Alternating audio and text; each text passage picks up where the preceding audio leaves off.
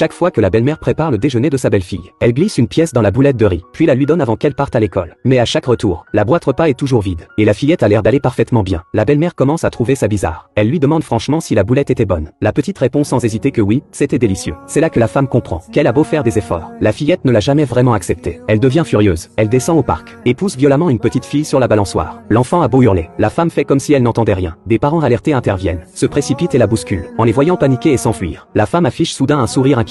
En réalité, depuis que Lisa a épousé cet homme fortuné, la fillette fait semblant de l'apprécier. En apparence, tout va bien et Lisa est heureuse. Mais au fond, la petite ne l'a jamais accepté. Le jour de son anniversaire, Lisa veut lui faire plaisir, et lui offre une trousse. La fillette a l'air ravie. Quelques jours plus tard, Lisa lui demande: pourquoi tu n'utilises pas la trousse que je t'ai offerte? La petite répond qu'une camarade la lui a prise. Le lendemain, Lisa et son mari vont à l'école. Mais la camarade en question nie catégoriquement. Le surlendemain, leur toilette se bouche. Au début, Lisa n'y prête pas attention. Mais après que le plombier ait travaillé longtemps, il finit par extraire la trousse. Celle-là même que Lisa avait offerte à sa belle-fille des toilettes. Lisa est sous le choc. Elle ne pensait pas qu'une enfant si jeune puisse être aussi sournoise. Ce jour-là, quand elle dépose sa belle-fille, la maîtresse lui dit quelque chose de encore plus stupéfiant. Hier à la cantine, tous les enfants mangeaient, mais cette fillette s'est mise à pleurer. La maîtresse est allée la consoler, et la petite a dit que Lisa ne lui avait pas préparé de repas. Après les explications de la maîtresse, Lisa reste abasourdie. Elle lui prépare son déjeuner tous les jours, et la fillette le complimente toujours, en disant que c'est délicieux. En plus, la boîte revient toujours vide. Lisa ne comprend plus, mais ce qu'elle ignore, c'est que cette fillette a l'air si innocent, a en réalité poussé une autre élève qui se tenait près de la fenêtre. Dans le vide,